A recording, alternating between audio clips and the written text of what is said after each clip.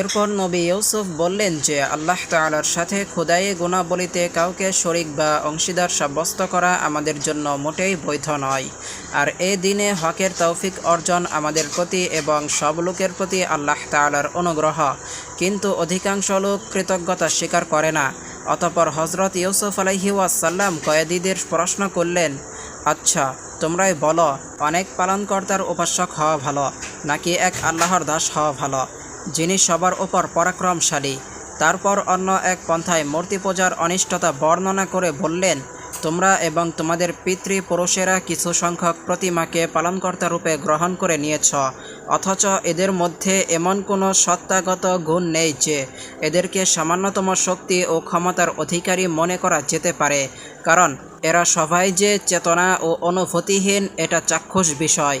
অবশ্য এদের সত্য উপাস্য হওয়ার অপর একটি উপায় ছিল এই যে আল্লাহ তাআলা এদের উপাসনার জন্য নির্দেশ নাজিল করতেন। এমতাবস্থায় চাক্ষুষ অভিজ্ঞতা, যুক্তি ও বিবেক বুদ্ধি যদিও এদের খোদাই স্বীকার করে না, কিন্তু আল্লাহ পাকের নির্দেশের কারণে আমরা চাক্ষুষ অভিজ্ঞতা ও যুক্তি প্রমাণ ছেড়ে তার নির্দেশ পালন করতাম। কিন্তু এখানে এরূপ কোনো নির্দেশও নেই, কেননা আল্লাহ তাআলা এসব কৃত্রিম উপাস্যের ইবাদত করার ব্যাপারে কোনো যুক্তি প্রমাণ কিংবা হুকুমও নাজিল করেননি, বরং তিনি একথাই বলেছেন যে ইবাদত গ্রহণের অধিকার আল্লাহ ছাড়া অন্য কারো নেই। অতঃপর হজরত ইউসুফ আলাইহি ওয়াসাল্লাম তাদেরকে নির্দেশ দিলেন যে আল্লাহ ছাড়া অন্য কারো ইবাদত করো না। আমার পিতৃপুরুষেরা এ সত্য দিনই আল্লাহ পাকের পক্ষ থেকে প্রাপ্ত হয়েছেন, কিন্তু অধিকাংশ লোক এ সত্য জানে না। এ সম্পর্কে পবিত্র কুরআনে রয়েছে, ইউসুফ আলাইহি ওয়াসাল্লাম বললেন, হে কারাগারের সঙ্গীদ্বয়, পৃথক পৃথক অনেক উপাস্য ভালো না পরাক্রমশালী এক আল্লাহ।